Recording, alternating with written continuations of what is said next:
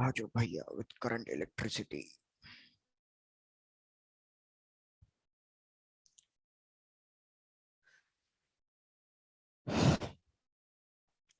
बिल्कुल सारे इंपॉर्टेंट चीजों और उस पर डिस्कस करते हैं, मेन मेन चीजों पे। जैसे सबसे पहले यार मेरे को याद, what is the formula for current. Current का फॉर्मूला हमारा बहुत सिंपल है, that is Q by T. लेकिन ये फॉर्मूला हमें कब यूज करना है? जब भी हमारा करंट स्टेडी स्टेट में फ्लो कर रहा होगा। What is the meaning of steady state? भाई जल्दी respond, what is the steady state, meaning of steady state? after a long time. Steady state का मतलब है कि जहां पे हमारा जो करंट है वो कंटिन्यूअसली सेम वैल्यू से फ्लो करता रहे, करंट की वैल्यू टाइम के अकॉर्डिंग चेंज नहीं हो रही है, तो वो हो जाएगा हमारा स्टेडी स्टेट। लेकिन प्रैक्टिकल सिचुएशंस में हमारा करंट स्टेडी स्टेट में फ्लो नहीं करता है, करंट की वैल्यू कंटिन्यूअसली चेंज होती रहती है। तो हम कैलकुलेट करते हैं इंस्टेंटेनियस करंट, और इंस्टेंटेनियस करंट कैलकुलेट करने के लिए जैसे काइनामेटिक्स में करते हैं, बिल्कुल वैसे ही इधर कि हम D Q by D T differentiation वाला कॉन्सेप्ट यूज करेंगे। तो जब भी एवरेज करंट निकालना होगा Q by T, instantaneous current निकालना होगा किसी भी एक पर्टिकुलर टाइम में, तो D Q by D T. Similarly यार क्वेश्चन आपसे टोटल चार्ज कैलकुलेट करने के लिए कह सकता है, तो टोटल चार्ज कैलकुलेट करने के लिए कहेगा तो हम सीधे सीधे क्या कर देंगे, आई डी टी का इंटीग्रेशन कर देंगे within the proper time limits. पहले चेक करो, बिल्कुल बेसिक चीज है, इसमें कोई दिक्कत? No sir. डन। लेकिन अब इसमें क्या एक सिचुएशन है, करंट हमारा फॉर्मूला होता है charge flowing per unit time, इसने सिर्फ टाइम को कंसीडर कर लिया। लेकिन हमारा कंडक्टर जरूरी थोड़ी है कि यूनिफॉर्म क्रॉस सेक्शन का हो। सपोज हमारा conductor non uniform cross section area का है, तो यार इस केस में हमारा जो चार्ज की वैल्यू होगी वो एरिया टू एरिया भी डिपेंड करेगी। तो हमें क्या करना पड़ेगा, इसमें एरिया भी कंसीडर करना पड़ेगा। तो जब हम एरिया भी कंसीडर कर लेते हैं तो हमें करंट की और ज्यादा डिटेलिंग वैल्यू मिलती है, और डिटेलिंग मिलता है, उसको हम कहते हैं करंट डेंसिटी। करंट डेंसिटी का फॉर्मूला हमारा आई डिवाइडेड बाय एरिया। तो अगर मेरे को आई निकालना है तो मैं ये भी कर सकता हूं, current density into area vector. Cross product होना चाहिए या डॉट प्रोडक्ट होना चाहिए? करंट हमारे पास स्केलर क्वांटिटी है, तो करंट डेंसिटी और एरिया का क्या होना चाहिए हमारे पास? डॉट प्रोडक्ट होना चाहिए। इसलिए आप ये वाला फॉर्मूला यूज करोगे, जे ए कॉस थीटा। फिर करंट डेंसिटी का ही एक और फॉर्मूला होता है हमारा इलेक्ट्रिक फील्ड के टर्म्स में। Current density is equals to sigma, means conductivity, conductivity into electric field. ये फॉर्मूला ही हमारा कहलाता है vector form of Ohm's law. Check करते जाओ, ये सारे फॉर्मूले में कोई डाउट तो नहीं है? No, done, vector form of Ohm's law.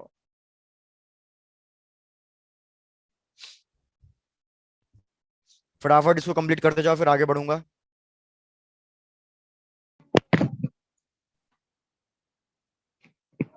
Done sir.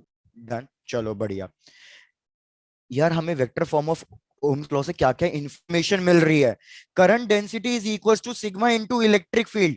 मतलब इससे हमें यही पता चल रहा है कि यार करंट हमेशा कौन सी डायरेक्शन में फ्लो करेगा, करंट हमेशा हमेशा हमें इलेक्ट्रिक फील्ड की डायरेक्शन में फ्लो करेगा। इसलिए ये फॉर्मूला हमारा ज्यादा इंपॉर्टेंट हो जाता है in terms of electric field. याद रखना, इस पे डायरेक्टली कॉन्सेप्चुअल बेस्ड भी आ जाता है। गुड इवनिंग अमित, यार थोड़ा सा लेट आए कि यार करंट डेंसिटी और इलेक्ट्रिक फील्ड के बीच में कैसा रिलेशन है। तो याद रखना, हमारे direction of the electric field में हमेशा करंट डेंसिटी मिलेगा, और ये है कंडक्टिविटी। कंडक्टिविटी का मतलब है 1 बाय रेजिस्टिविटी। इन चीजों को याद रखना। अब सिमिलरली अगर ये vector form of Ohm's law है, तो scalar form of Ohm's law क्या होता है? ये भी आप लोगों ने पढ़ रखा है, scalar form of Ohm's law V equals to I R, जहां पे हमारे पास R का फॉर्मूला क्या होता है, रो एल बाय ए। अब यार इस पे देखो क्वेश्चन कैसे कैसे बनते हैं। पहले इस पे आ जाओ, रेजिस्टेंस वाली चीज पे, कि इस पे क्वेश्चन कैसा बनेगा। यार हमारे पास जनरली क्वेश्चन बनता है कि अगर हमने वायर को स्ट्रेच किया है, वायर को स्ट्रेच कर रहा हूं तो लेंथ इंक्रीज हो जाएगी, लेकिन at the same time area पे क्या फर्क पड़ेगा? decrease. Very good. अगर मैं स्ट्रेच कर रहा हूं तो हमारी लेंथ इंक्रीज होगी, at the same time area decrease होगा, तो जो हमारा वॉल्यूम है वो कांस्टेंट रहेगा। तो हम इसी चीज का एडवांटेज उठाते हैं कि हमारा वॉल्यूम जो रहेगा कांस्टेंट रहेगा। तो भाई सीधा सीधा याद रखो, स्ट्रेचिंग के केस में जो नया रेजिस्टेंस आएगा that will be directly proportional to new length का स्क्वायर। डायरेक्टली ये शॉर्टकट फॉर्मूला यूज करना है। जैसे एग्जांपल लेता हूं, मैंने कहा किसी एक वायर की लेंथ एल है और इस वायर को मैंने स्ट्रेच करा दिया 4 टाइम्स। अब इसकी न्यू लेंथ कितनी है? 4L है। तो आप मेरे को बताओ रेजिस्टेंस कितने टाइम्स इंक्रीज हो गया होगा in comparison to previous resistance, ये बताओ। Time 16 time 16. Very good. तो हमें क्या 16 करना है? न्यू लेंथ का स्क्वायर करना है। तो 4L का स्क्वायर करूंगा तो भाई मेरे पास डायरेक्टली आ जाएगा कि हमारा जो रेजिस्टेंस है वो 16 टाइम इंक्रीज हो जाएगा। तो इसमें हमें कुछ कैलकुलेट नहीं करना पड़ेगा। सिमिलरली यार ये मैंने बात करी है in terms of length. Similarly अगर मैं आपको कह रहा हूं कि हम इसको कंप्रेस या स्ट्रेच करके एरिया को चेंज करा रहे हैं, तो इसमें हमें पता है कि यार रेजिस्टेंस जो है that is inversely proportional to area. तो इधर एरिया का स्क्वायर हो जाएगा। अगर एरिया का स्क्वायर है तो रेडियस पे कितनी पावर आएगी? भाई area, cross section area of a conductor कितना हो जाएगा? पाई आर स्क्वायर हो जाएगा। तो इधर रेडियस पे पावर कितनी आ जाएगी? इधर रेडियस पे पावर 4 आ जाएगी। तो इस पे भी एक कॉन्सेप्ट सीधा सीधा यही है कि सपोज भाई मैंने वायर को स्ट्रेच किया और मैंने वायर का जो रेडियस है वो हाफ कर दिया है। आई रिपीट, मैंने वायर को स्ट्रेच किया, एरिया रिड्यूस हुआ और रेडियस को हाफ कर दिया। तो मेरे को बताओ रेजिस्टेंस कितने टाइम्स चेंज हो जाएगा और इंक्रीज करेगा या डिक्रीज करेगा, ये भी बताओ। 1/16 टाइम, सॉरी 16 टाइम डिक्रीज हो जाएगा। भाई वेरी वेरी, हमें पता है रेजिस्टेंस और एरिया इनवर्सली प्रोपोर्शनल है। अगर मैं रेडियस को रिड्यूस कर रहा हूं तो एरिया रिड्यूस हो रहा है, तो मतलब रेजिस्टेंस इंक्रीज होना चाहिए। तो इधर हमारा रेजिस्टेंस कितने टाइम्स इंक्रीज हो जाएगा? 16 टाइम्स इंक्रीज हो जाएगा। एक बार चेक करके बताओ, इसमें कोई डाउट है तो पूछो।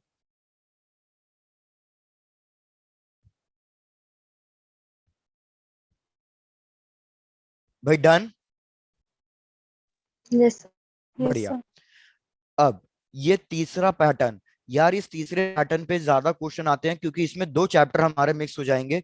एक तो करंट इलेक्ट्रिसिटी और साथ के साथ एक यूनिट्स एंड डायमेंशंस की परसेंटेज चेंज निकालना है मेरे को रेजिस्टेंस में। तो यार परसेंटेज चेंज कैसे निकालेंगे रेजिस्टेंस में? हमें पता है रेजिस्टेंस का फॉर्मूला होता है rho L by A. Rho L by A हो रहा है और मैंने बोला स्ट्रेचिंग कर रहे हैं तो लेंथ इंक्रीज या डिक्रीज होगी, तो सेम टाइम पे एरिया में भी चेंजेस आएंगे। तो यार आपको सीधा सीधा क्या करना है, यूनिट्स एंड डायमेंशन वाला फॉर्मूला अगर मैं लगाऊं, delta R by R is equals to delta rho by rho plus delta L by L plus delta A by A. एक बार चेक करके बताओ ये वाला फॉर्मूला क्लियर है? सबको एरर्स आता है या नहीं आता? Yes, sir. डन। यस यार रेजिस्टिविटी एक कांस्टेंट है, इसमें कोई एरर्स नहीं हो सकते, ये कट गया। अब मैं क्या कह रहा हूं, लेंथ भी चेंज हो रही है, एरिया भी चेंज हो रहा है, लेकिन हमने अभी पीछे क्या किया था? हमने कहा था कि यार वॉल्यूम कांस्टेंट रहेगा, तो इस चीज का एडवांटेज लेके मैंने लिख दिया था कि new resistance is directly proportional to new length का स्क्वायर। तो इधर भी हम वही करेंगे। मैं लिखूंगा delta R by R is equals to length to the power square है। तो इधर हम क्या करेंगे, पावर हमारी कोफिशिएंट बन जाती है, तो इधर हो जाएगा 2 डेल्टा एल बाय एल। और परसेंटेज चेंज निकालना है तो दोनों साइड 100 से मल्टीप्लाई कर दो। जैसे आपका यही सेम क्वेश्चन अगर आपको याद हो, एक एफएसटी में भी आया हुआ क्वेश्चन है। क्या क्वेश्चन है, ध्यान दो कि यार हमने क्या किया, वायर को स्ट्रेच किया और जो उसकी लेंथ है, इधर ध्यान देना, जो उसकी लेंथ है वो मैंने 1% इंक्रीज कराई है। तो आपको बताना है what will be the percentage change in resistance. तो बताओ कितना परसेंटेज चेंज आएगा रेजिस्टेंस में? 2. भाई वेरी गुड, डायरेक्टली आप अपना आंसर बोल सकते हो। मैं परसेंटेज चेंज निकाल रहा हूं, तो delta R by R into 100 is equals to 2 into delta L by L into 100। तो यार ये परसेंटेज चेंज हो गया लेंथ में, तो लेंथ में कितना परसेंटेज चेंज हुआ है? 1%। तो हमारे पास परसेंटेज चेंज इन रेजिस्टेंस आ जाएगा दैट इज 2%। और ये 2% इंक्रीज हुआ है या डिक्रीज हुआ है? भाई लेंथ इंक्रीज हुई है, रेजिस्टेंस और लेंथ डायरेक्टली प्रोपोर्शनल है, तो इधर 2% का इंक्रीमेंट हुआ है रेजिस्टेंस पे। क्या थर्ड पैटर्न बिल्कुल क्लियर है? Yes sir. डन। लेकिन अब इसमें एक कंडीशन है, याद रखो ये वाला फॉर्मूला आप सिर्फ तब यूज कर सकते हो when ever the percentage change is maximum 2%। बस उसके बाद अगर कोई परसेंटेज चेंज हो रहा है, जैसे मैं कह देता कि लेंथ में 5% चेंज हो रहा है या 10% चेंज हो रहा है, तो आप फिर ये मेथड अप्लाई नहीं कर सकते। ये मेथड सिर्फ तभी अप्लाई कर सकते हो जब परसेंटेज मैक्सिमम कितनी वैल्यू तक गिवन हो, हमें मैक्सिमम 2% तक गिवन हो, अदरवाइज फिर ये मेथड अडॉप्ट नहीं होगा। इस चीज का ध्यान देना। तो ये कंडीशन लिख लो, percentage change should be maximum of 2%। जैसे लेंथ में 2% चेंज कर लिया या एरिया में 2% चेंज कर लिया, तब तक ही ये वैलिड है।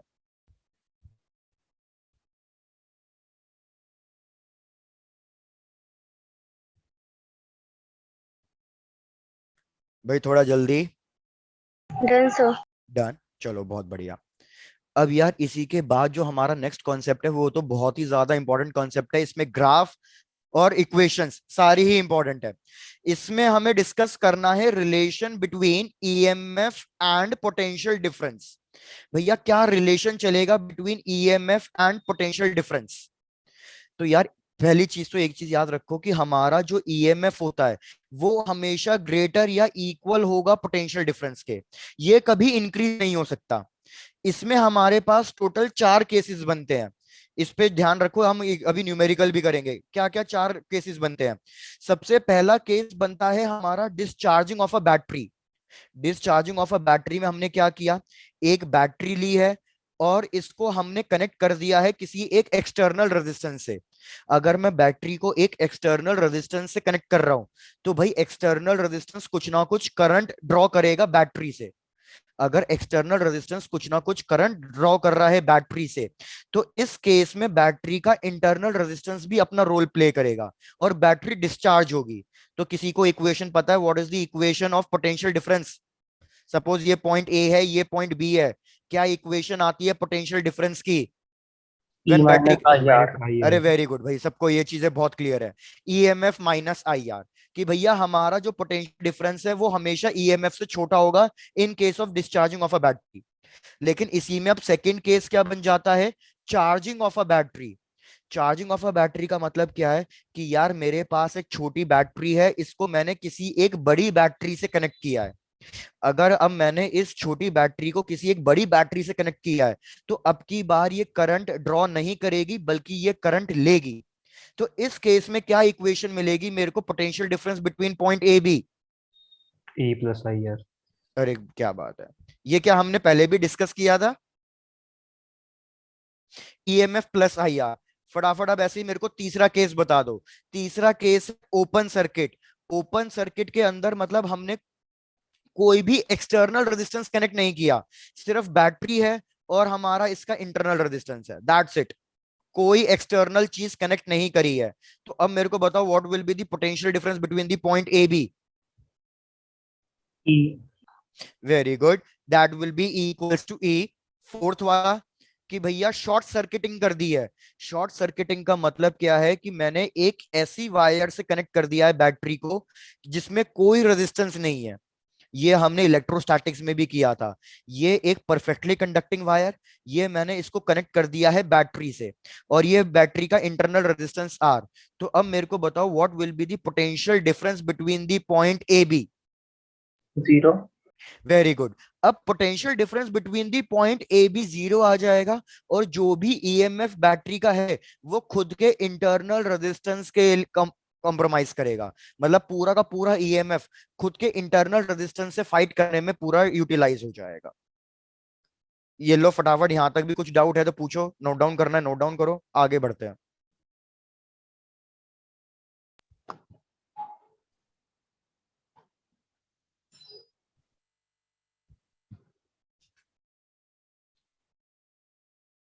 डन। डन, बढ़िया। चलो आ जाओ नेक्स्ट पे। अब यार मेन बात आई है इनके ग्राफ्स की। सबसे पहला ग्राफ ईएमएफ वर्सेस आर का। मेरे को बताओ ये ग्राफ कैसे प्लॉट होता है, ईएमएफ वर्सेस आर? भाई क्या बात है, सिर्फ एक दो लोग ही रिस्पॉन्ड कर रहे हैं, बाकी लोग अगर कुछ भी डाउट है या नहीं समझ में आ रहा है तो पूछ लेना भाई। यार मेरे को अच्छा ऐसा करो, ओम्स लॉ बताओ, ओम्स लॉ का फॉर्मूला क्या होता है? भाई V is Ohm equal law to का फॉर्मूला होता है V equals to I R. मतलब याद रखो हमारा पोटेंशियल डिफरेंस एक्सटर्नल रेजिस्टेंस पे डिपेंड करता है। पोटेंशियल डिफरेंस एक्सटर्नल रेजिस्टेंस पे डिपेंड करता है। लेकिन इधर मैं पोटेंशियल डिफरेंस की बात नहीं कर रहा हूं, इधर मैं ईएमएफ की बात कर रहा हूं। तो क्या ईएमएफ, बैटरी का ईएमएफ एक्सटर्नल रेजिस्टेंस पे डिपेंड करता है? तो याद रखो ईएमएफ एक्सटर्नल रेजिस्टेंस पे डिपेंड नहीं करता, और इसलिए इसका ग्राफ एक कांस्टेंट ग्राफ बनेगा। ये एक इंपॉर्टेंट ग्राफ है, सबसे पहला वाला ही सबसे ज्यादा इंपॉर्टेंट है। तो लिख लो, EMF is independent of external resistance. भैया ये क्वेश्चन तुम्हारे एग्जाम्स में आया हुआ है, independent of external resistance.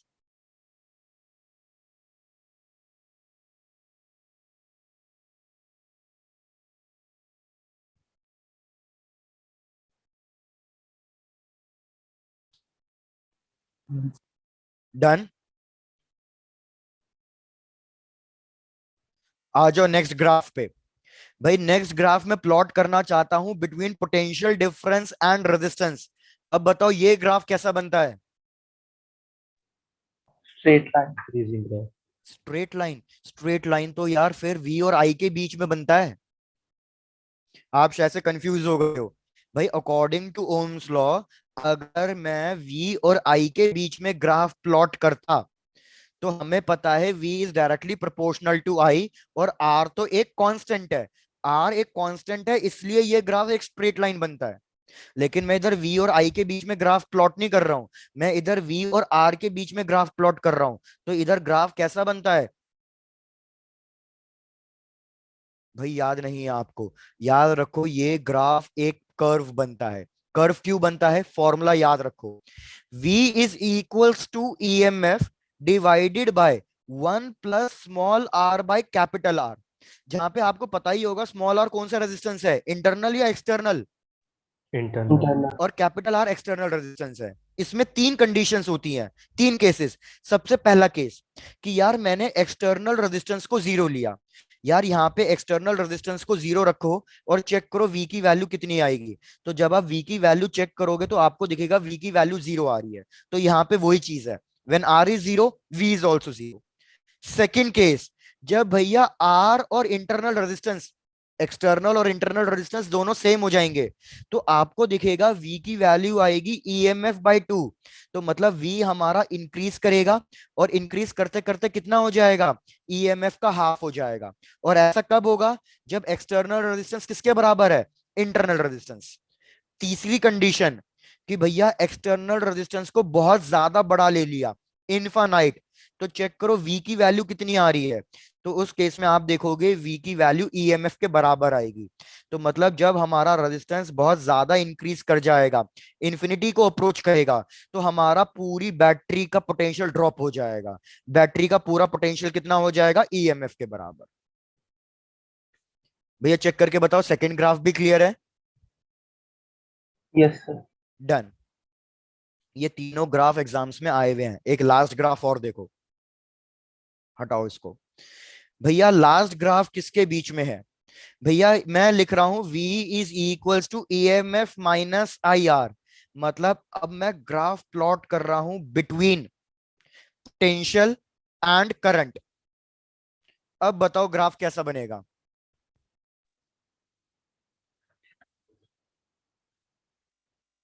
Straight line Sir, with straight negative line होगी स्लोप। और माइनस R स्लोप होगी. Very good. अब ये एक स्ट्रेट लाइन बनेगा, और इसका जो स्लोप होगा वो मेरे को -R की वैल्यू देगा, क्योंकि V को मैंने Y पे लिया है, I को मैंने X पे लिया है। तो ये ऑटोमेटिकली बन जाएगा M, और ये बन जाएगा C। Y equals to MX+C वाली इक्वेशन बन रही है। तो डेफिनेटली ये एक स्ट्रेट लाइन बनेगा। स्लोप हमें इसके इंटरनल रेजिस्टेंस की वैल्यू देगा, और जो इंटरसेप्ट होगा वो मेरे को किसकी वैल्यू देगा? वो मेरे को EMF की वैल्यू देगा। और ये थर्ड ग्राफ की हेल्प से ही हम किसी भी बैटरी का ईएमएफ फाइंड करते हैं। याद रखना, किसी भी बैटरी का अगर मेरे को ईएमएफ फाइंड करना होता है, तो हम उसका V और I ग्राफ प्लॉट करते हैं। जो भी इंटरसेप्ट मिलेगा वो मेरे को ईएमएफ की वैल्यू देगा। ये तीन ग्राफ देख लो, कोई डाउट है तो पूछ लो।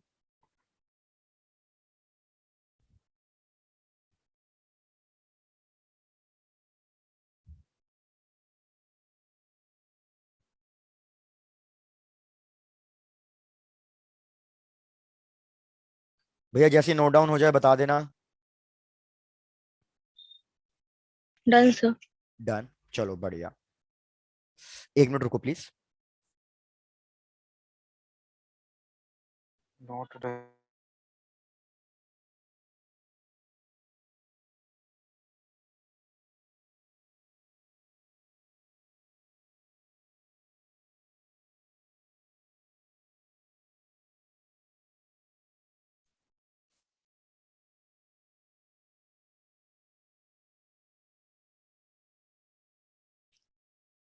हो गया नोट डाउन। चलो आगे नेक्स्ट टॉपिक पे। पहले सारा कॉन्सेप्ट बता रहा हूँ, फिर एक साथ सारे न्यूमेरिकल्स कर लेंगे।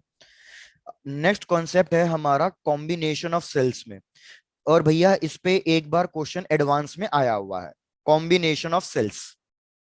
ध्यान दो इधर, कॉम्बिनेशन ऑफ सेल्स में यार हमने क्या किया, सेल्स को सबसे पहले मैंने सीरीज ग्रुपिंग में कर दिया। मतलब मैं क्या कर रहा हूं, मल्टीपल सेल्स ले रहा हूं। ये सपोज मैंने 2 सेल्स लिए हैं, इस तरीके से मैंने कनेक्ट कर दिया। इसका ईएमएफ E1, इसका इंटरनल रेजिस्टेंस R1, इसका ईएमएफ E2, इसका इंटरनल रेजिस्टेंस R2। तो आपको बताना है कि भैया इक्विवेलेंट ईएमएफ कितना आएगा इस केस में, और आर इक्विवेलेंट की वैल्यू कितनी आएगी इस केस में। E1 plus E2। तो याद रखो इस केस में negative terminal of the battery positive terminal of the battery से कनेक्टेड है। तो मतलब ये दोनों ही करंट को सेम डायरेक्शन में फ्लो कराएंगे। सिंस ये दोनों ही करंट को सेम डायरेक्शन में फ्लो कराएंगे, क्योंकि आपको ये तो पता ही होगा करंट हमेशा बैटरी के पॉजिटिव टर्मिनल से निकलता है और नेगेटिव टर्मिनल में वापस एंटर कर जाता है। तो ये दोनों ही करंट को सेम डायरेक्शन में फ्लो करा रहे हैं, इसलिए इधर हमारे ईएमएफ ऐड हो जाएंगे। और इंटरनल रेजिस्टेंस के साथ क्या होगा, इंटरनल रेजिस्टेंस भी सिंपली ऐड हो जाएंगे, R1 प्लस R2 आ जाएगा। वेयर सिमिलरली अगर क्वेश्चन एडवांस में पैरेलल ग्रुपिंग पे आया था, तो पैरेलल ग्रुपिंग का चेक करो। मैंने फिर से क्या किया, सेम 2 बैटरीज ली हैं और इनको मैंने कनेक्ट कर दिया है पैरेलल कनेक्शन में। तो अब आपको बताना है पैरेलल कनेक्शन में इक्विवेलेंट ईएमएफ कितना आता है और इक्विवेलेंट इंटरनल रेजिस्टेंस कितना आता है। बताओ इसका आंसर। भाई HC वर्मा का क्वेश्चन है ये, और एडवांस में भी आया हुआ क्वेश्चन है। बताओ भाई इक्विवेलेंट ईएमएफ कितना आता है।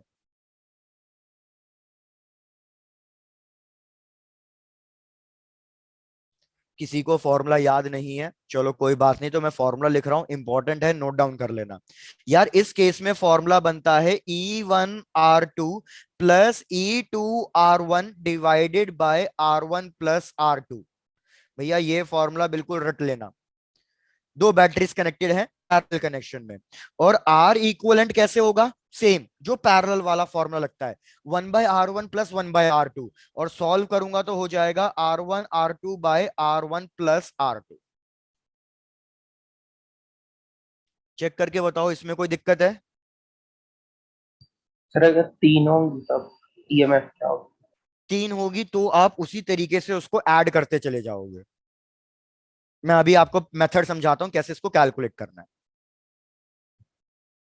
वैसे एग्जाम में 2 बैटरी से ज्यादा का नहीं आएगा, क्योंकि उसका एक रीजन है, स्टेप समझाता हूं अभी। पहले यहां तक चेक कर लो, यहां तक तो कोई दिक्कत नहीं है ना।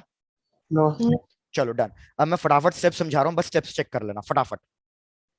भाई सबसे पहले सीरीज का, ज्यादा टाइम नहीं लेंगे इसमें।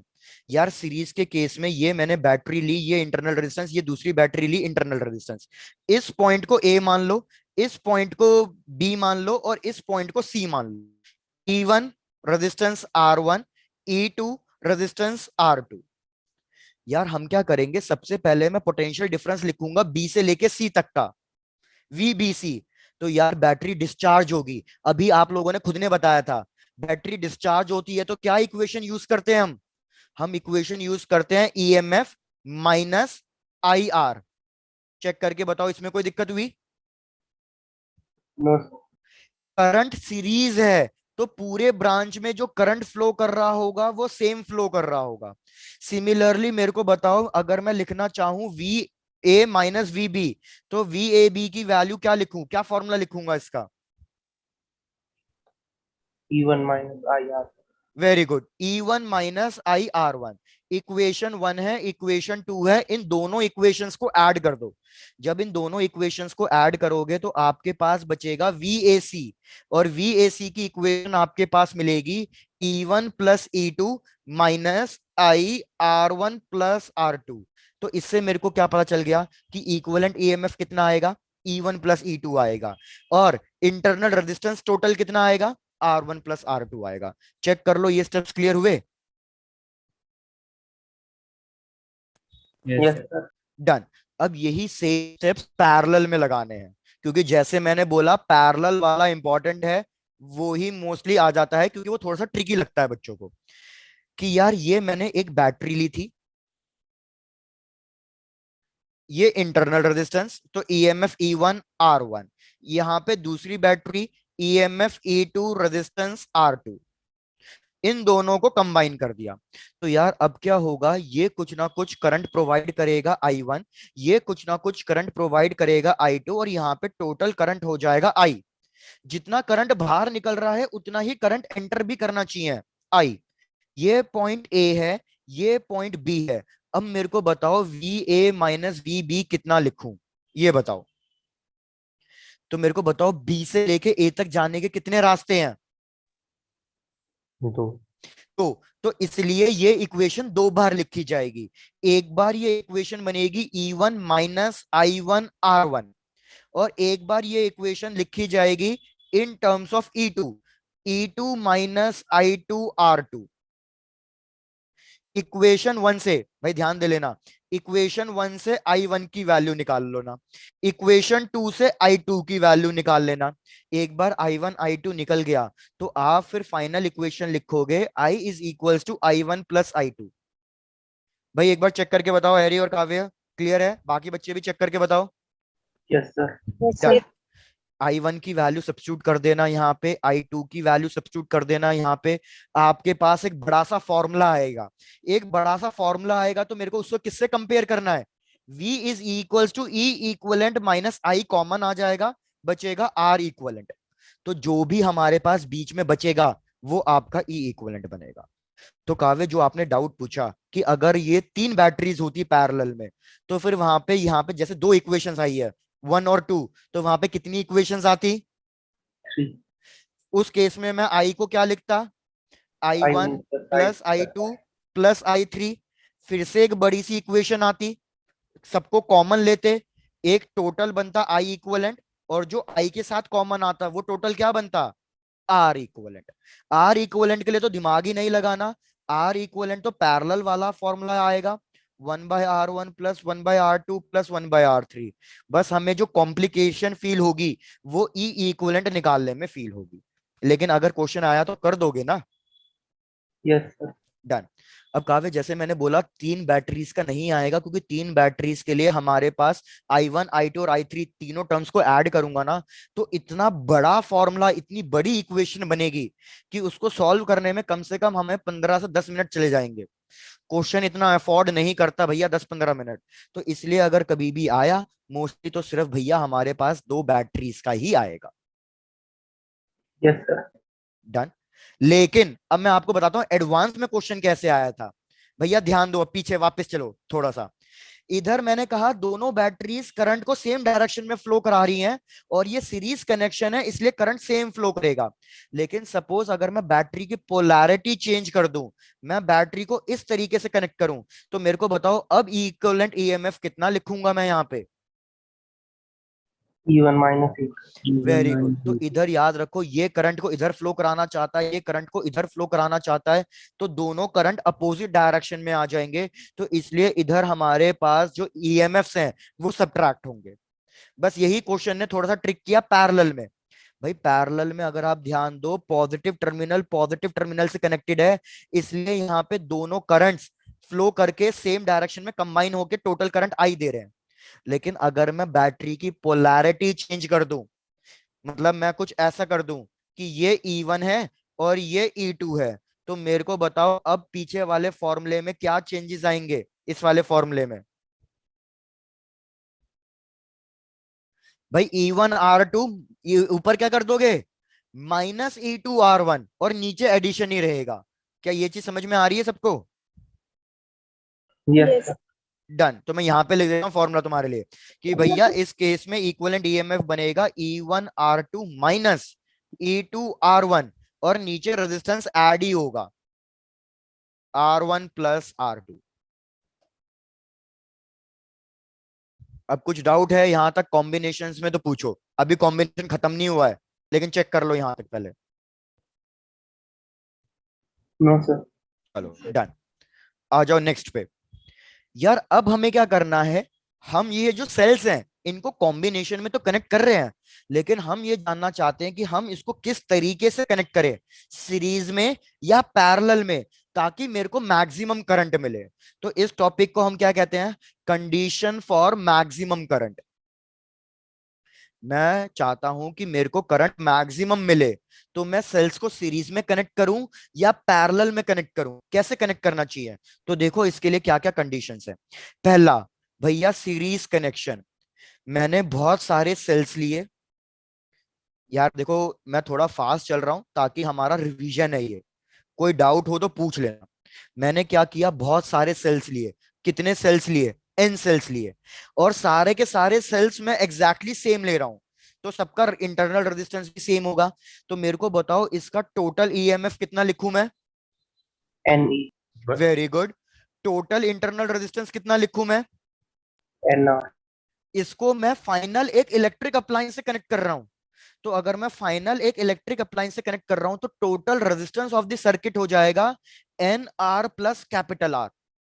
मैंने बहुत सारे सेल्स लिए, जैसे टॉर्च के अंदर होता है और रिमोट्स के अंदर होता है। मैंने दो सेल्स लिए, दोनों को सीरीज में कनेक्ट कर दिया, और जो रिमोट के वायरिंग है उसकी खुद का भी तो एक एक्सटर्नल रेजिस्टेंस होगा, तो इधर हो जाएगा N R plus capital R. तो मैं करंट निकालना चाहता हूं तो करंट हो जाएगा N E divided by N R plus capital R. अब मेरे को बताओ कौन सी कंडीशन में करंट मैक्सिमम मिलेगा। दो कंडीशन होती है, एक होता है कि इंटरनल रेजिस्टेंस को बहुत बड़ा कर दो, दूसरी कंडीशन होती है कि एक्सटर्नल रेजिस्टेंस को बहुत बड़ा कर दो। तो मेरे को बताओ दोनों केसेस में करंट कितना कितना आ रहा है।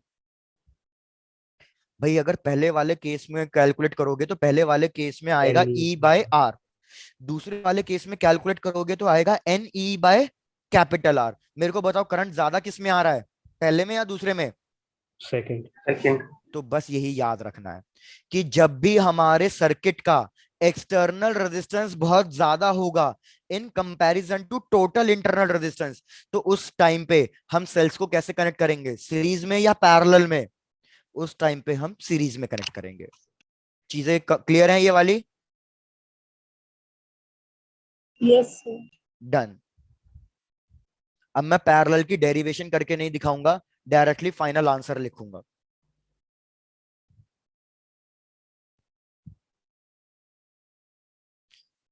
याद रखना करंट इलेक्ट्रिसिटी लोगों को डिफिकल्ट लगता है, लेकिन डिफिकल्ट नहीं है, ये इजी चैप्टर ही है। लेकिन हाँ बस बहुत सारी चीजें हैं इस चैप्टर के अंदर, इसलिए थोड़ा सा डिफिकल्ट लगता है।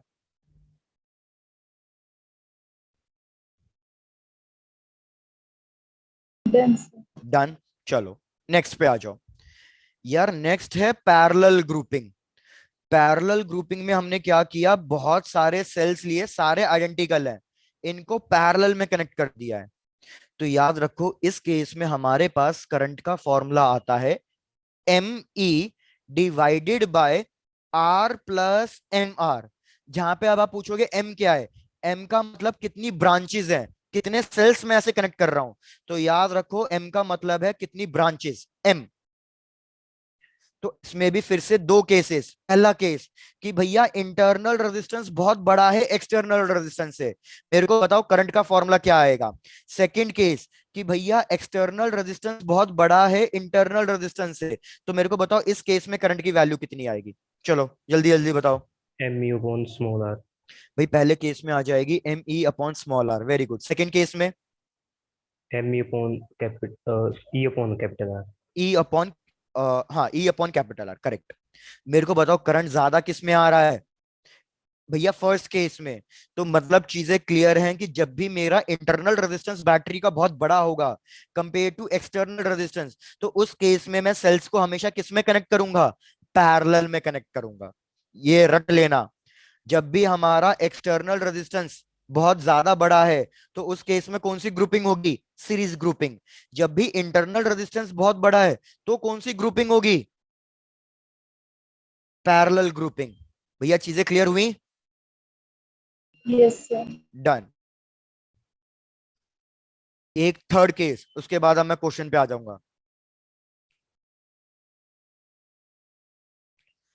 भैया थर्ड केस होता है मिक्स्ड ग्रुपिंग का।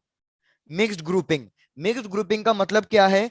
भैया सीरीज में बहुत सारे सेल्स हैं, एन सेल्स, और ऐसे करते करते मैंने ना बहुत सारी ब्रांचेस बना दी है। कितनी ब्रांचेस बनाई है मैंने? एम ब्रांचेस बनाई है। तो यार इस केस में याद रखो टोटल करंट कितना आता है? टोटल करंट आता है एम एन ई। याद रखना ये थोड़ा सा मिक्स ग्रुपिंग वाला ज्यादा इंपॉर्टेंट है। M N E divided by N R plus M R. ये फॉर्मूला चलेगा करंट कैलकुलेट करने का जब भी हमारे पास मिक्स्ड ग्रुपिंग होगी। अब मिक्स्ड ग्रुपिंग कब करेंगे? याद रखो मिक्स्ड ग्रुपिंग हम तब करेंगे जब हमारे पास इंटरनल रेजिस्टेंस इक्वल होगा टोटल एक्सटर्नल रेजिस्टेंस के। ऑलमोस्ट इक्वल हो या बिल्कुल इक्वल हो। जब ना तो इंटरनल रेजिस्टेंस बहुत बड़ा हो, ना तो एक्सटर्नल रेजिस्टेंस, तो उस केस में हम हमेशा मिक्स्ड ग्रुपिंग करेंगे। तो यहां से मेरे को कैपिटल आर की वैल्यू मिल गई कि कैपिटल आर कितना होना चाहिए? N R by capital M. Check कर लो, अब इसमें कोई डाउट हो मिक्स ग्रुपिंग पे तो मैं भी एक क्वेश्चन दे देता हूं। No sir. चलो डन। तो एक क्वेश्चन ट्राई करो इस पे। और काफी बच्चे अब धीरे धीरे ज्वाइन कर रहे हैं भैया, जब क्लास बिल्कुल ऐसे आएगी तब ज्वाइन कर रहे हो। चलो क्वेश्चन देखो। क्वेश्चन कह रहा है कि यार हमारे पास 36 सेल्स हैं टोटल पूरे सर्किट में। कैसे कनेक्ट किया मुझे नहीं पता। टोटल 36 सेल्स हैं। सबका इंटरनल रेजिस्टेंस मेरे को गिवन है कि सबका इंटरनल रेजिस्टेंस है 0.5 ओम्स। और सबका ईएमएफ गिवन है 1.5 वोल्ट। इसको हमने एक एक्सटर्नल रेजिस्टेंस से कनेक्ट किया है। एक्सटर्नल रेजिस्टेंस है 2 ओम्स। तो आपको क्या बताना है कि भैया बेस्ट ग्रुपिंग मोड क्या रहेगा? इसको कैसे कनेक्ट करेंगे, सीरीज में या फिर पैरेलल में? पहला पार्ट कि आपको बताना है ग्रुपिंग कैसे होनी चाहिए। दूसरा पार्ट, आपको बतानी है करंट की वैल्यू। चलो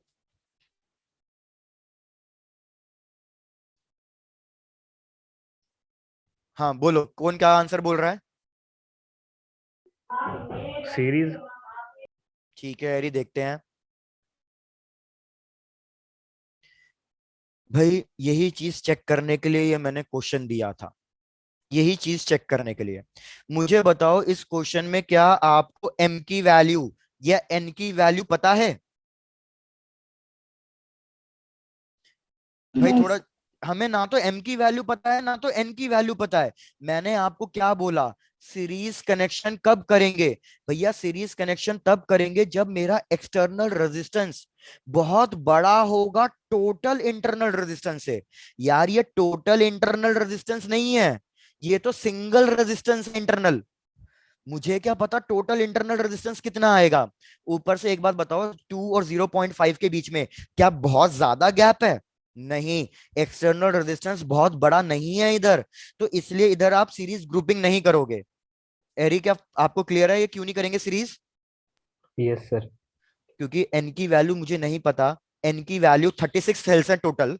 सपोज एन की वैल्यू अगर मेरे पास कम से कम 2 भी आ गई तो एनआर कितना हो जाएगा? एनआर हो जाएगा 1 ओम्स। तो एनआर 1 ओम्स क्या बहुत ज्यादा बड़ा हो गया 2 ओम से? नहीं। तो भैया सीरीज ग्रुपिंग नहीं करेंगे।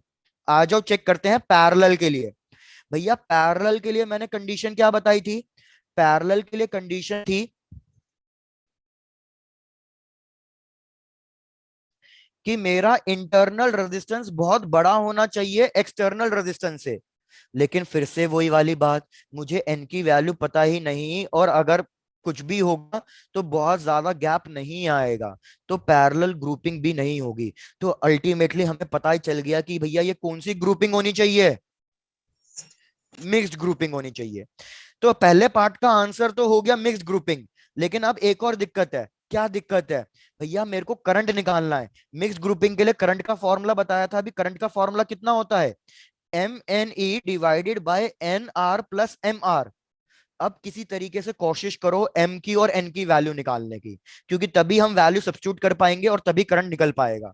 तो बताओ भैया, आप कैसे कैलकुलेट करोगे M की वैल्यू और N की वैल्यू?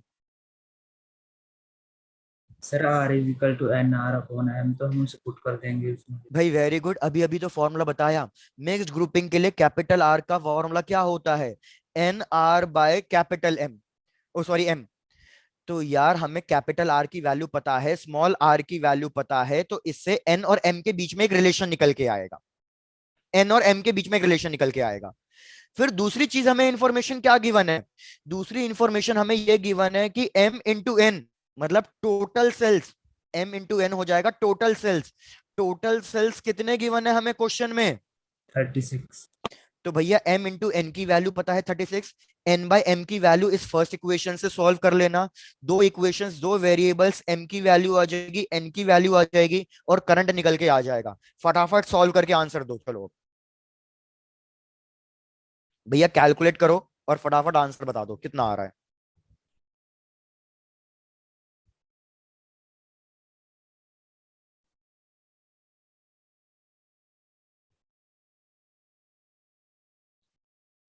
राकिब सर ने लास्ट क्लास में क्या कराया था आपको? कोई रिवाइज कराया था? कौन सा टॉपिक? ये टेस्ट पेपर डिस्कशन हुआ था? रेगुलर क्लास में बताना। ग्रेविटेशन। ग्रेविटेशन कराया था? शेड्यूल में ग्रेविटेशन लिखा हुआ था क्या? मेरे ख्याल से आप लोग शेड्यूल फॉलो नहीं कर रहे हो फिर, मतलब एक बार मैं चेक कर लेता हूँ।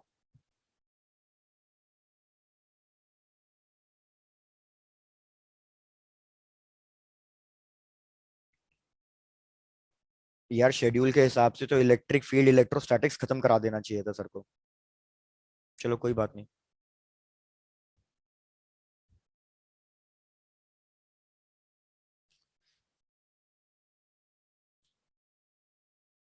भाई जेई मेंस अल्टीमेट गोल, बिल्कुल सही है आंसर। M की वैल्यू कैलकुलेट करोगे तो M की वैल्यू 3 आएगी और N की वैल्यू 12 आएगी। अब ये वैल्यूज को सब्स्टिट्यूट करके बस भाई करंट निकाल लेना।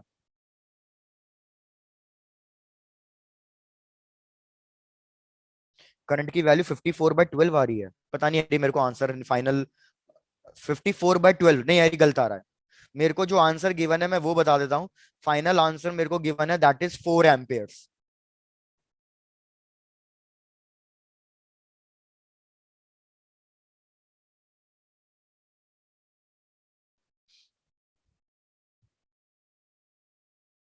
फोर पॉइंट फाइव एम्पियर्स आ रहा है? नहीं यार, मेरा 4.5 आ रहा है। तो शायद से इसमें कोई एरर है। भैया आंसर रेक्टिफाई कर लो, दैट इज 4। हाँ मैंने इसको मार्क भी किया हुआ है, 4.5 एम्पियर्स। ठीक है डन, मतलब इसमें एरर था, मैंने मार्क किया हुआ भी है 4.5 एम्पियर्स।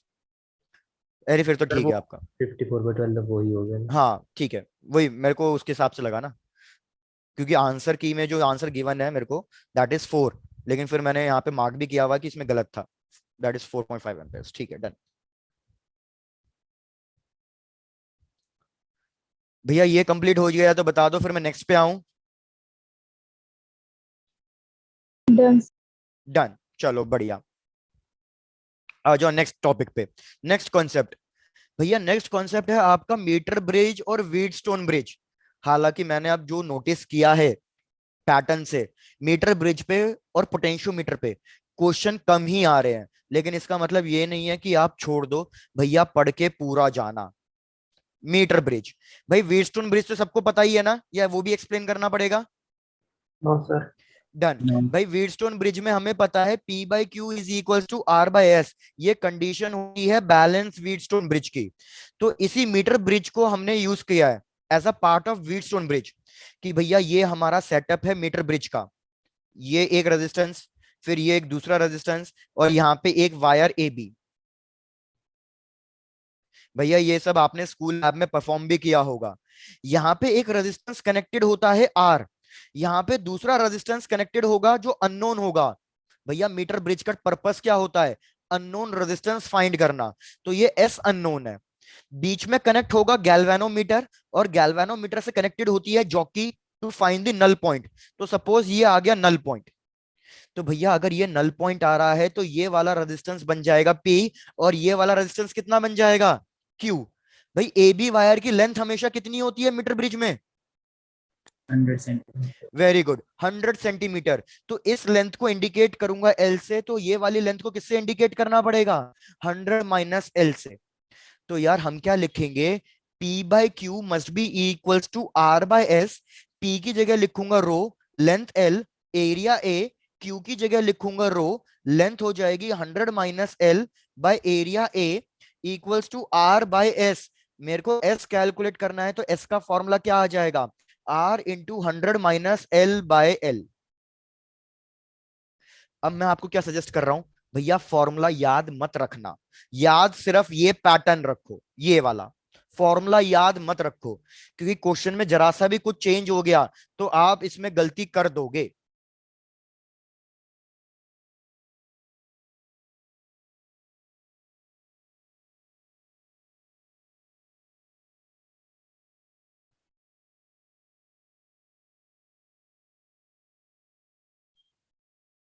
क्लियर है? Yes, sir. Done sir. Done. एक क्वेश्चन लो जो मेंस में आया हुआ है आपका, बहुत ही फुद्दू क्वेश्चन है। क्वेश्चन क्या है कि ये भैया मीटर ब्रिज का उन्होंने डायग्राम ड्रॉ किया हुआ है। यहाँ पे कोई ना कोई रेजिस्टेंस है, सपोज आर, यहाँ पे कोई ना कोई रेजिस्टेंस है एस, और ये हो गया हमारा न्यूट्रल पॉइंट।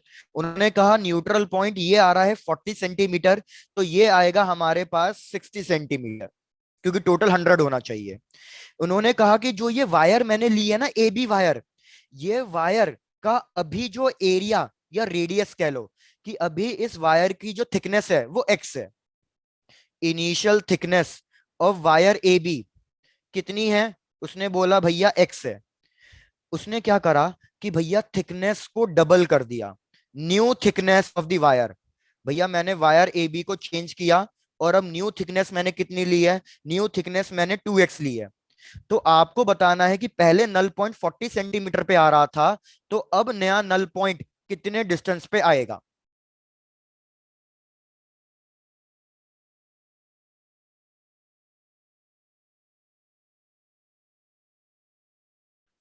चलो भैया चेक करके बताओ कि नया नल पॉइंट कितने डिस्टेंस पे आएगा। अरे वेरी गुड, सबको आता है ये वाला, कि यार अगर जब तक हमारी A B wire uniform cross section की है, तब तक हमारा नल पॉइंट एरिया पे डिपेंड नहीं करता, क्योंकि रेजिस्टिविटी और एरिया कैंसल आउट हो जाते हैं। लेकिन याद रखना ये कैंसल आउट तभी होंगे जब तक यूनिफॉर्म थिकनेस ना चल रही हो। यूनिफॉर्म थिकनेस है, एरिया पे डिपेंड नहीं करेगा, तो अभी भी नल पॉइंट हमारा 40 सेंटीमीटर पे ही आएगा, कोई चेंजेस नहीं होंगे। भैया चेक करके बताओ ये क्वेश्चन में कोई डाउट? No sir. चलो डन। क्या हो गया भैया, सब सुस्ताने लग गए हैं, धीरे धीरे सबका वो हो गया है, पेस डाउन हो गया है। नेक्स्ट क्वेश्चन पे आ जाओ।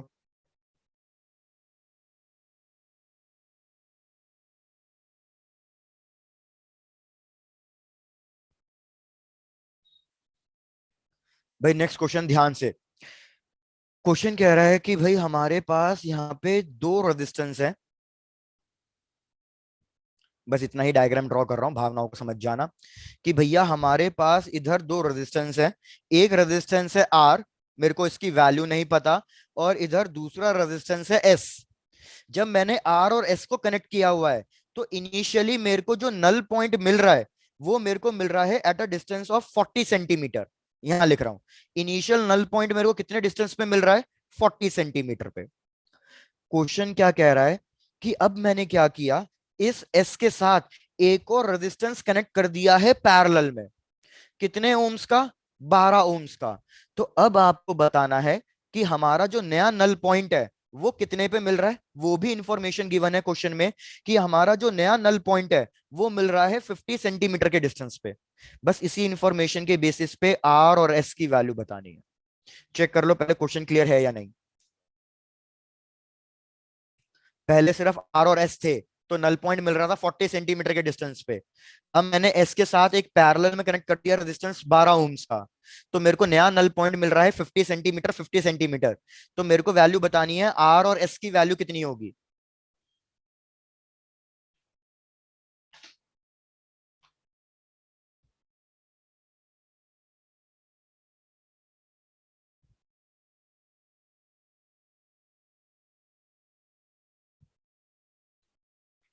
कोई ऐसा जिसको क्वेश्चन क्लियर ना हो?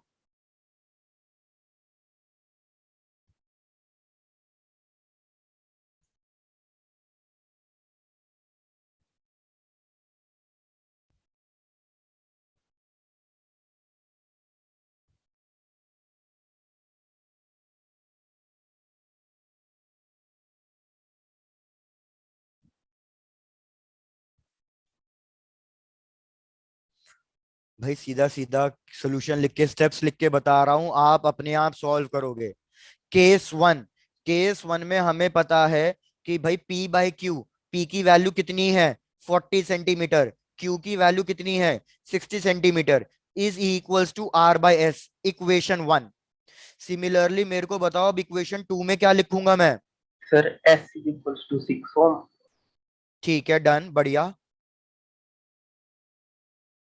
सेकेंड इक्वेशन में लिखूंगा 50/50 इज इक्वल्स टू, रेजिस्टेंस आ रही है लेकिन नीचे एस लिखना है, टोटल।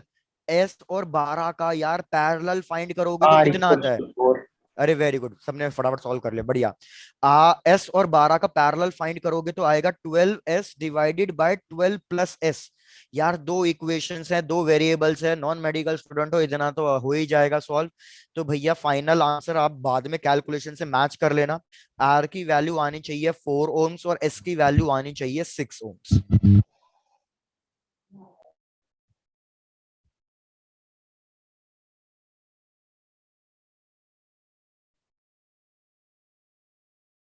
Done sir. डन, बढ़िया।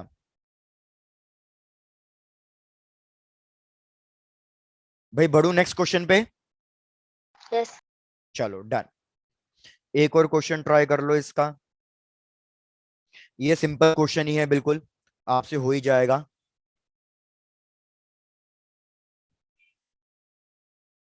क्वेश्चन कह रहा है कि इधर एक रेजिस्टेंस है अननोन एक्स, इधर एक रेजिस्टेंस है नोन 6 ohms वाला। भाई हमने नल पॉइंट कैलकुलेट किया, नल पॉइंट मेरे को मिल रहा है 40 सेंटीमीटर के डिस्टेंस पे। क्वेश्चन कह रहा है कि इधर जो ये वायर थी मीटर ब्रिज की ए बी, इसका भी रेजिस्टेंस है कुछ ना कुछ। वायर ए बी का रेजिस्टेंस कितना है? भैया उसमें गिवन है 1 ohm सेंटीमीटर, 1 ohm पर सेंटीमीटर। हमें क्या क्या कैलकुलेट करना है इसमें? भैया एक्स की वैल्यू कैलकुलेट करनी है, और दूसरा हमें क्या कैलकुलेट करना है कि भैया ये मीटर ब्रिज बैटरी से कितना करंट ड्रॉ कर रहा है। यहाँ पे क्वेश्चन ने बैटरी भी ड्रॉ करके दी है कि भैया यहाँ पे एक बैटरी है विच इज ऑफ 6 वोल्ट, तो ये बैटरी से टोटल कितना करंट ड्रॉ हो रहा होगा, मुझे ये भी बताना है। चलो try to calculate. First part तो बहुत इजी है, सेकंड पार्ट में ही शायद से थोड़ा सा कंफ्यूजन लग सकता है।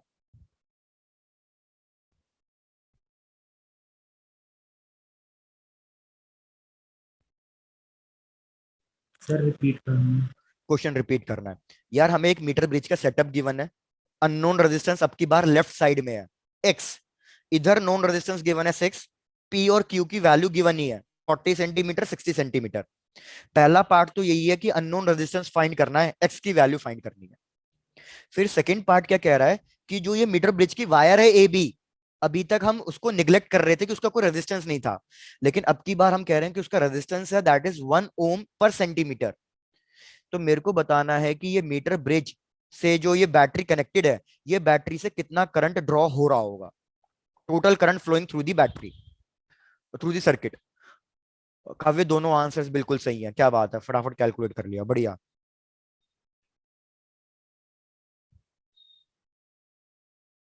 मानसी, फर्स्ट का आंसर सही नहीं आ रहा, वापस चेक करो, बहुत एक स्लाइट मिस्टेक करी है।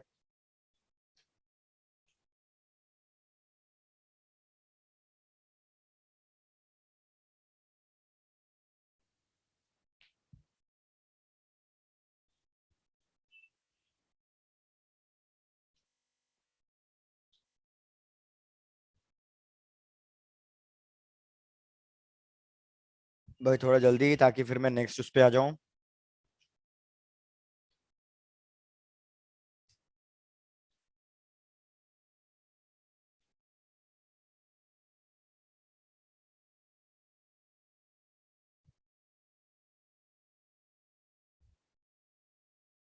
चलो डन, मैं सॉल्व करा रहा हूँ। भैया x की वैल्यू कैलकुलेट करोगे तो लिखोगे 40/60 इज इक्वल्स टू x/6। भैया इससे x की वैल्यू कैलकुलेट करोगे तो आ जाएगी 4 ohms। पहला पार्ट तो बिल्कुल सिंपल था, वेरी वेरी गुड। फिर सेकंड पार्ट कैलकुलेट करने के लिए क्या करना पड़ेगा कि यार हमें रेजिस्टेंस चेक करना है। अगर आप एक चीज देखो, हमारे मीटर ब्रिज के ऊपर वाले वायर का टोटल रेजिस्टेंस कितना हो जाएगा, 10 ohms। 4 + 6 10 ohms। लेकिन जो नीचे वाली वायर है ए बी, इसका टोटल रेजिस्टेंस कितना हो जाएगा भैया, 1 ohm/सेंटीमीटर था।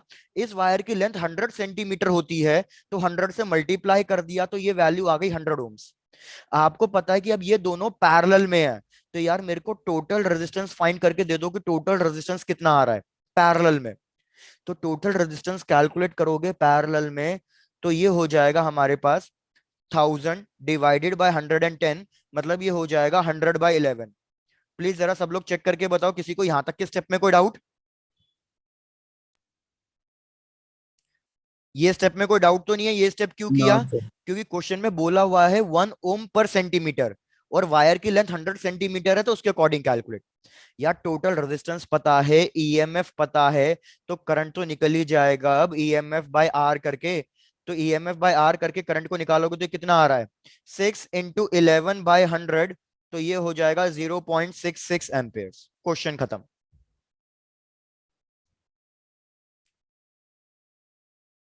चेक करके बता दो, कोई डाउट है तो पूछो।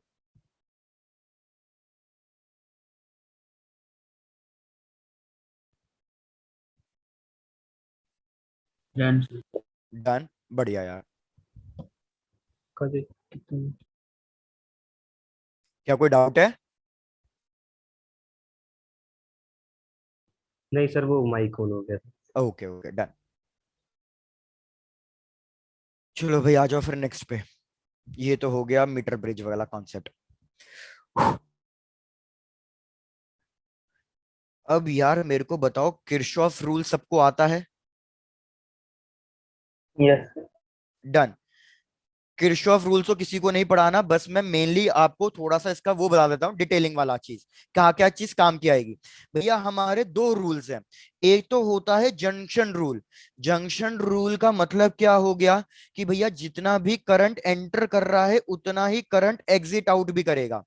क्वेश्चन इस पे क्या आया हुआ है, यार मेरे को बताओ जंक्शन रूल कौन से प्रिंसिपल पे बेस्ड है? Conservation of charge. भाई वेरी गुड। याद रखना जंक्शन रूल हमारा कंजर्वेशन ऑफ चार्ज पे बेस्ड है। सिमिलरली सेकंड जो रूल है दैट इज लूप रूल। भैया लूप रूल में होता है कि पूरे एक लूप का, क्लोज पाथ का सम ऑफ पोटेंशियल्स कितना होगा, सम ऑफ पोटेंशियल 0 होगा। तो ये कौन से प्रिंसिपल पे बेस्ड है? Conservation of energy. Very good. कि यार पोटेंशियल मतलब वर्क डन, और मतलब इधर हमारे पास कुछ ना कुछ एनर्जी से रिलेटेड है। तो हमारा लूप रूल का प्रिंसिपल क्या है, कंजर्वेशन ऑफ एनर्जी। अब किरचॉफ रूल का ही एक तरीके से भैया छोटा भाई है हमारा नोडल एनालिसिस। आप ये चेक करो कि आपको नोडल एनालिसिस आता है या नहीं आता है।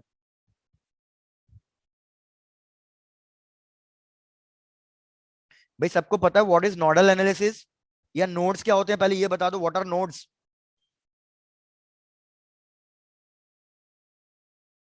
भाई अगेन नो रिस्पॉन्ड। 1 मिनट दो यार प्लीज मेरे को। आप इसने एक बार यहां तक नोट डाउन करो, 1 मिनट दो बस मेरे को।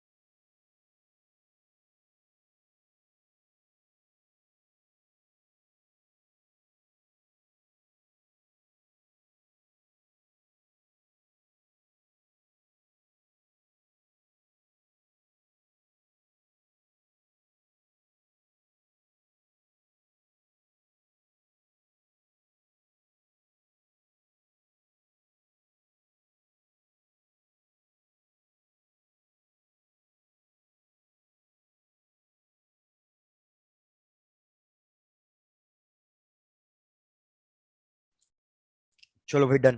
भाई सबका नोट डाउन हो गया था ये वाला? Yes, sir. चलो डन। हाँ मैं पूछ रहा था सबको नोडल एनालिसिस वाला मेथड आता है कि how to solve the Kirchhoff rule का ही पार्ट है नोडल एनालिसिस। यार नोड्स का मतलब फिर से वही एक जंक्शन पॉइंट, इसको है ना मैं आपको एक एग्जांपल से समझाता हूं तो ही क्लियर होगा। भाई सपोज जैसे हमें ये डायग्राम गिवन है और ये क्वेश्चन तुम्हारा मेंस 15 में आया हुआ है, इसी के एग्जांपल से सॉल्व कराता हूं। ये हमें कुछ इस टाइप का क्वेश्चन गिवन है। क्वेश्चन क्या बोल रहा है कि भाई ये हमारे पास दो बैटरीज गिवन है, सपोज ये बैटरी 6 वोल्ट, ये बैटरी हमें गिवन है दैट इज 9 वोल्ट। यहाँ पे रेजिस्टेंस 2 ओम्स, यहाँ पे एक रेजिस्टेंस 1 ओम्स, यहाँ पे एक रेजिस्टेंस 3 ओम्स और यहाँ पे एक रेजिस्टेंस 3 ओम्स। क्वेश्चन बोल रहा है कि आप ये फाइंड करके बताओ कि 1 ओम रेजिस्टेंस से या हर एक ब्रांच में कितना करंट फ्लो कर रहा है। सबको क्वेश्चन क्लियर है? क्या फाइंड करना है कि हर एक ब्रांच में या किसी भी एक पर्टिकुलर रेजिस्टेंस से कितना करंट फ्लो कर रहा है। चेक करके बता दो, क्वेश्चन में कोई डाउट नहीं है? No no sir. सर। चलो अब नोट्स मेथड देखो भैया, बहुत इंपॉर्टेंट है, इस पे जनरली एक क्वेश्चन आ ही जाता है। देख लो इधर। यार क्या करो, सबसे पहले बैटरी वाले पॉइंट्स को पकड़ो। यार हमें पता है ये हाई पोटेंशियल है और ये लो पोटेंशियल है और इन दोनों का डिफरेंस 9 आना चाहिए। तो जनरली क्या करो, पॉजिटिव साइड है ना कोई भी एक वैल्यू लिख लो, लेकिन लो वाली साइड एक ऐसी वैल्यू लिखना जिससे डिफरेंस 9 का बने। जैसे फॉर एग्जांपल भैया सपोज इधर मैं वैल्यू 19 वोल्ट लिख रहा हूं, आप रैंडमली कुछ भी लिख सकते हो। मैंने 19 वोल्ट लिखा तो बताओ नीचे क्या वैल्यू लिखूं जिससे डिफरेंस 9 का बने? 10। 10। क्या मैं 28 लिख सकता हूं? यस। वो भी दो। गलत, नीचे 28 नहीं लिख सकता। क्यों? क्योंकि नीचे लो पोटेंशियल है। इधर आपने 28 मतलब 19 से बड़ी वैल्यू कर दी, भैया नीचे 19 से छोटी वैल्यू होनी चाहिए। तो इधर हमारे पास 28 नहीं आ सकता, इधर सिर्फ क्या आ सकता है? 10 आ सकता है। क्या ये चीजें क्लियर हुई हैं आपको? यस। तो जनरली हम क्या करते हैं इस कंफ्यूजन को दूर करने के लिए, हम जो भी ये वैल्यू गिवन होती है ना 9, उसको यहाँ पे लिख देते हैं। अगर ये वैल्यू 9 है तो बताओ नीचे वैल्यू कितनी आ जाएगी ऑटोमेटिकली? 9 से छोटी और डिफरेंस बना रहे 9 का 0। चेक करके बताओ यहां तक कोई दिक्कत? नो। बढ़िया। सेम 6 वोल्ट की बैटरी के साथ भी यही करो। भैया इधर वोल्टेज आ गया 6, तो इधर वोल्टेज बताओ कितना लिखूं यहाँ पे? 0। 0। बहुत बढ़िया। अब देखो क्वेश्चन यही सॉल्व हो चुका है। यार एक बार बताओ, ये 9 वोल्ट है, ये 0 है। करंट हमेशा फ्लो करता है from high potential to low potential, मतलब करंट ये फ्लो करेगा। मेरे को बताओ इन दो पॉइंट्स के बीच में पोटेंशियल का डिफरेंस कितना आ गया? भैया 9 माइनस 0, पोटेंशियल का डिफरेंस कितना आया? 9 का।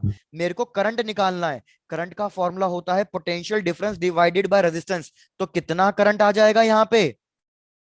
4.5 एम्पेयर्स। तो भैया यहाँ पे करंट फ्लो कर रहा है 4.5 एम्पेयर्स का। चेक करके बताओ कोई डाउट तो नहीं है किसी को? No, sir. No sir. Okay हाँ एरी मैंने कराया था, मेरे को भी याद आ गया, ये मैंने कराया था। यार अब सिमिलरली आप बाकी चीजें भी कैलकुलेट कर सकते हो। यहाँ पे 6 है तो यहाँ पे भी 6 हो जाएगा भैया, लेकिन यहाँ पे कितना होगा मुझे नहीं पता कि यहाँ पे कितना होगा, क्योंकि यहाँ पे तो यहाँ पे कुछ ना कुछ रैंडम आपको क्या लिखना पड़ेगा? x। तो अब नीचे वाली ब्रांच के लिए देखो, नीचे वाली ब्रांच के लिए क्या लिखोगे? नीचे वाली ब्रांच के लिए आप लिखोगे 6 माइनस एक्स डिवाइडेड बाय कितना? 3। भैया आई होप सबको समझ में आ रहा होगा ये वाला। Yes, sir. सिमिलरली इस ब्रांच के लिए बताओ, इस ब्रांच के लिए क्या लिखूं मैं? x माइनस 0 डिवाइडेड बाय कितना? 3। 3। ऊपर वाली जो बीच में ब्रांच फंस रही है उसके लिए बताओ कितना लिखूं मैं? x plus 0 upon 1। x plus 0 नहीं, x minus 0 divided by 1। Potential difference करना है ना। यस। आई होप सबको ये क्लियर हो गया होगा। अब देखो एक लास्ट चीज, यार ये 9 वोल्ट वाली बैटरी यहाँ पे दे रही है करंट 4.5 का, 6 वोल्ट वाली बैटरी भी कुछ ना कुछ करंट देगी। तो सपोज ये करंट यहाँ पे आएगा, तो यार अब एक चीज आप देखो कि इधर हमारा जो बेसिकली करंट होगा वो कैसे फ्लो कर रहा होगा? 4.5 का करंट नीचे आ रहा होगा, इसका करंट यहाँ पे दोनों कंबाइन होंगे और ये दोनों करंट यहाँ पे जाएंगे। मतलब मैं इक्वेशन में क्या लिखूंगा? इन दोनों का करंट ऐड होके, सॉरी उल्टा लिख दिया मैंने, इन दोनों का करंट ऐड हो रहा है 6 वाली का और इसका। इक्वेशन में थोड़ा सा चेंजेस कर लो प्लीज, और मेरे को स्टेप बता देना समझ में आ रहे हैं या नहीं आया है। प्लस आ जाएगा यहाँ पे x minus 0/1 is equal to x minus 0/3। इसको सॉल्व करके आप x की वैल्यू निकाल लोगे और इसी से हमारे करंट की वैल्यू निकल के आ जाएगी। चेक करो स्टेप समझ में आए हैं या नहीं आए हैं। Yes done. कि भैया ये 4.5 यहाँ पे आएगा, ये यहाँ पे आएगा, दोनों मर्ज करके टोटल करंट निकालेंगे। तो बस मैंने वही इक्वेशन लिखी है। x की वैल्यू एक बार निकल गई फिर तो क्वेश्चन सॉल्व हो ही जाएगा। अब मेरे को चेक करके बता दो नोडल एनालिसिस में कोई डाउट तो नहीं है। क्वेश्चंस करने रह गए हैं थोड़े थोड़े, जो मेन मेरे को अभी 2-3 पैटर्न के क्वेश्चन और कराने हैं, वो मैं फिर आपको नेक्स्ट क्लास में कराता हूँ।